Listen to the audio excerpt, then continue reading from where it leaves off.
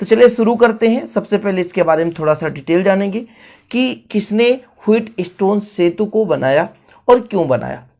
तो सन 1842 में चालक का प्रतिरोध ज्ञात करने के लिए, किसका प्रतिरोध? चालक का प्रतिरोध ज्ञात करने के लिए इंग्लैंड के भौतिकविद थे एस.सी. व्हीटस्टोन। कौन? एस.सी. व्हीटस्टोन। इन्होंने एक सिद्धांत प्रस्तुत किया।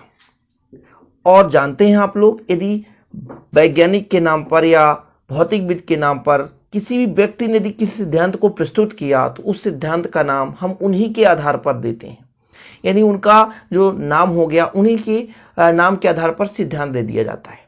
तो व्हीटस्टोन सेतु का सिद्धांत व्हीटस्टोन वैज्ञानिक के नाम पर ही है। ये भौतिकविद थे सन 1842 में। जैसे कोई भी चालक है, चालक का हम प्रतिरोध कैसे निकालेंगे, उस आधार पर है ना, उन्होंने एक सिद्धांत प्रस्तुत किया, तो उसे कहते हैं व्हीटस्टोन सेतु का सिद्धांत। सीधा क्वेश्चन आता है, व्हीटस्टोन सेतु का सिद्धांत लिखिए और सूत्र की स्थापना कीजिए। सिंपल है, थोड़ा सा समझेंगे। तो व्हीटस्टोन सेतु में होता क्या है कि इसमें 4 प्रतिरोध होते हैं। जैसे यहां पर आपको दिख रहा है 4 प्रतिरोध PQRS। इसको एक चतुर्भुज के भुजाओं के साथ जोड़ देते हैं। ये चतुर्भुज ABCD दिख रहा है आपको, ABCD, ये चतुर्भुज है। तो 4 प्रतिरोधों को चतुर्भुज के 4 भुजाओं के साथ जोड़ दिया जाता है।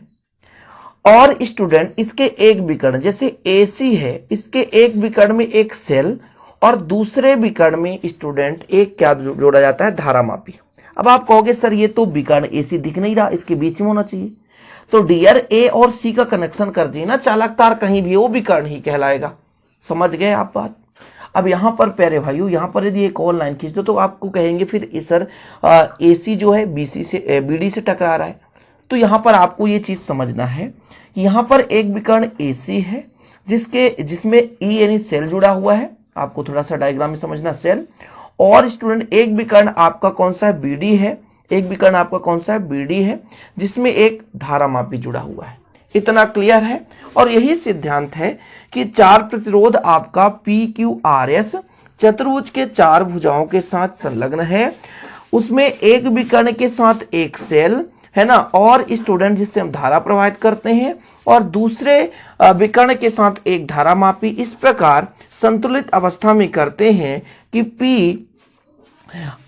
P/Q बराबर R/S। और यही व्हीटस्टोन सेतु का सिद्धांत है। चीजें क्लियर हो गई प्यारे भाइयों? मैं फिर एक बार समझा रहा हूं आपको कि 4 प्रतिरोध PQRS को चतुर्भुज ABCD के 4 भुजाओं के साथ संलग्न किया जाता है। इसके एक विकर्ण में सेल E जोड़ा जाता है और इसमें एक विकर्ण BD है प्यारे भाइयों, इसमें गैल्वेनोमीटर अर्थात धारामापी जोड़ा जाता है। और इन्हें इस प्रकार संतुलित किया जाता है, इस प्रकार व्यवस्थित किया जाता है डियर, कि इनका जो स्थित हो, इनके प्रतिरोधों की जो स्थित है P/Q मतलब P/Q बराबर R/S हो। यही व्हीटस्टोन सेतु का सिद्धांत है। इतना क्लियर? फिर क्या होता है, जब यहां से हम धारा I देते हैं तो धारा 2 भागों में बंटता है। एक धारा स्टूडेंट I1 के फॉर्म में, मतलब इधर एक I1 चला गया मान के चलते हैं, और इधर एक I2 चला गया। समझ रहे ना? तो धारा 2 भाग में बढ़ जाता है। अब एक ही धारा 2 भाग में बढ़ गया तो इस संधि पर स्टूडेंट समस्त धाराओं का योग 0 होगा।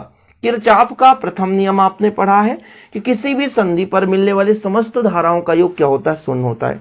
तो जितना धारा I आ रहा है उतना ही धारा 2 भागों में बंट रहा है, मतलब I का मान जो है I1 प्लस I2 के बराबर हो रहा है। किसी भी संधि में जितना धारा आ रहा है उतना ही धारा वहां से जाएगा। कुल मिलाकर उस संधि पर समस्त धाराओं का योग 0 होगा। ये चीज क्लियर है आपको? इतना क्लियर है? तो व्हीटस्टोन सेतु के सिद्धांत में प्यारे भाइयों आपको लिखना क्या है वो चीज मैंने समझा दिया। यहां पर पूरा लिख भी दिया हूं ताकि आपको दिक्कत ना हो सके, आप आसानी से लिख लें कि 4 प्रतिरोधों PQRS को चतुर्भुज ABCD के 4 भुजाओं में जोड़कर चतुर्भुज के एक विकर्ण AC के बीच एक सेल E तथा दूसरे विकर्ण BD के बीच एक धारामापी G जोड़कर प्रतिरोध के मानों को इस प्रकार व्यवस्थित करते हैं कि धारामापी में कोई भी छेद ना हो, तो सेतु संतुलन की स्थिति में कहा जाता है। और इस स्थिति में प्यारे भाइयों P/Q बराबर R/S को ही हम व्हीटस्टोन सेतु का सिद्धांत कहते हैं। चीजें क्लियर है प्यारे भाइयों? देखिए मैं पूरा विधिवत लिख कर क्यों समझा रहा हूं, क्योंकि आपको परीक्षा में अच्छे अंक लाने हैं। यदि 4 अंक का क्वेश्चन आ गया तो आपको पूरा विधिवत 4 में 4 लाना है। मतलब टारगेट ऐसा ना रहे भैया कि 3.5 नंबर मिल रहा है, 2 नंबर मिल रहा है। कुछ बच्चे इसको बस लिख देंगे इस सिद्धांत, ऐसे में आपके नंबर कटने के चांसेस रहते हैं। तो डियर स्टूडेंट, आपको विधिवत लिखते चलना है, ठीक है ना, आपको बराबर नंबर मिलेंगे। ठीक है, अब मैंने कहा स्टूडेंट कि यदि ये आपका क्या था, व्हीट स्टोन सेतु का डायग्राम था कि यहाँ पे मतलब प्रतिरोध पी क्यू आर एस को चतुर्भुज के 4 भुजाओं के साथ जोड़ा गया। इसमें जब ई से सेल के माध्यम से आई धारा प्रवाहित करते हैं तो बिंदु ए पर धारा 2 भागों में बढ़ता है, एक I1 और एक I2 में। ठीक है, I1 जो है ए से बी से सी की ओर चलता है, और जो है प्यारे भाइयों ए से जो धारा है ए से डी से सी की ओर चलता है। तो सूत्र की स्थापना में ये चीज हमको लिखना पड़ेगा कि सेल ई में से बहने वाली विद्युत धारा आई बिंदु ए पर 2 भागों में बढ़ जाता है। मैंने आपको बताया इसका एक भाग I1 प्रतिरोध PQ से होकर जाता है, दूसरा भाग I2 प्रतिरोध R और S से होकर प्रवाहित होता है। संतुलन की स्थिति में बी और डी का विभव समान होता है। ठीक है, अतः धारा मापी में कोई विक्षेप या धारा प्रवाहित नहीं होता। इतना आपको लिखना पड़ेगा स्टूडेंट। ये आपका डायग्राम था।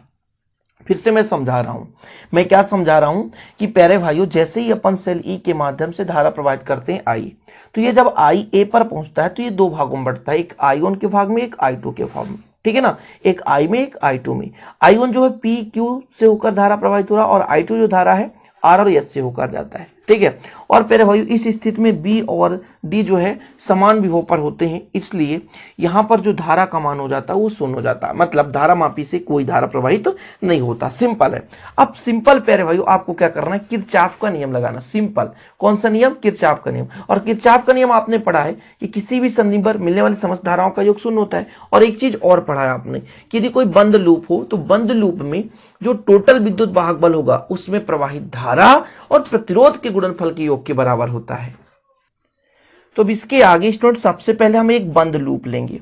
एक बंद लूप लेंगे, जैसे ए से बी चल रहा है और बी से हमारा डी चल रहा है, डी से ए।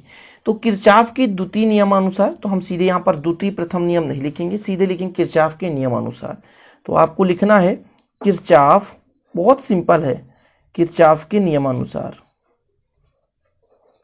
किरचॉफ के नियमानुसार किरचॉफ ने क्या कहा, एक बंद लूप लेते हैं, एक बंद परिपथ, और एक बंद परिपथ आपको दिख ही रहा है, ए से बी पर पहुंचे और बी से डी पर पहुंचे और डी से पुनः ए पर पहुंचे, तो एक बंद परिपथ आपको मिल गया। तब किरचॉफ ने क्या कहा कि जो भी बहने वाली धारा, जैसे I1 धारा बह रही है, इसके संगत जो प्रतिरोध है P है, और एक I2, ये दोनों विपरीत है इसलिए माइनस लग जाएगा।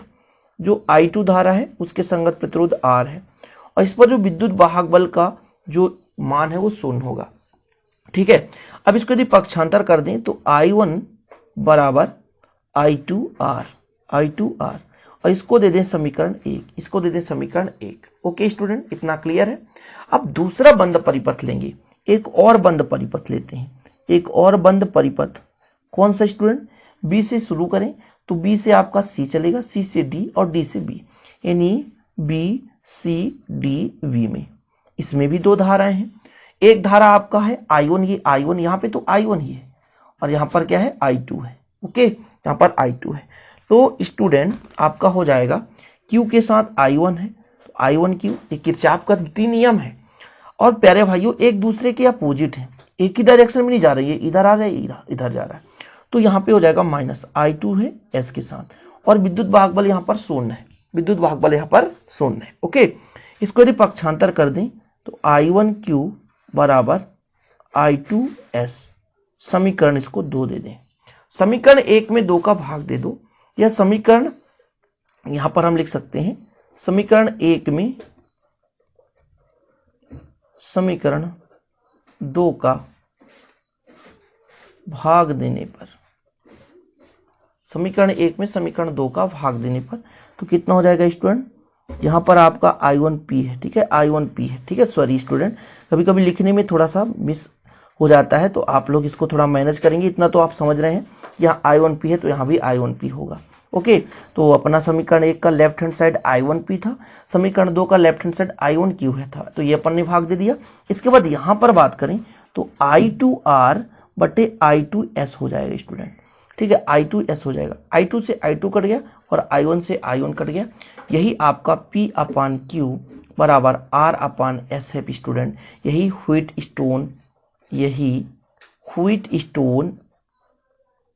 व्हीट स्टोन सेतु का सिद्धांत है, सेतु का सिद्धांत है। देखो प्यारे बच्चों, कितना सिंपल तरीके से आपने सीख लिया। ठीक है, तो उम्मीद करता हूं प्यारे भाई अब तो आपको कंप्लीट संपूर्ण जानकारी मिल गया और प्रॉपर तरीके से आपने इसको है ना समझ भी लिया। तो यदि आपको इसका विधिवत नोट्स भी लेना है तो कांटेक्ट कर सकते हैं 968529 पर। मेरा पर्सनल नंबर है प्यारे भाई, 968529 ये मेरा पर्सनल नंबर है, जिस पर आप कांटेक्ट करेंगे बेहतर से बेहतर नोट्स बहुत कम है ना चार्जेस में आपको दिए जाएंगे।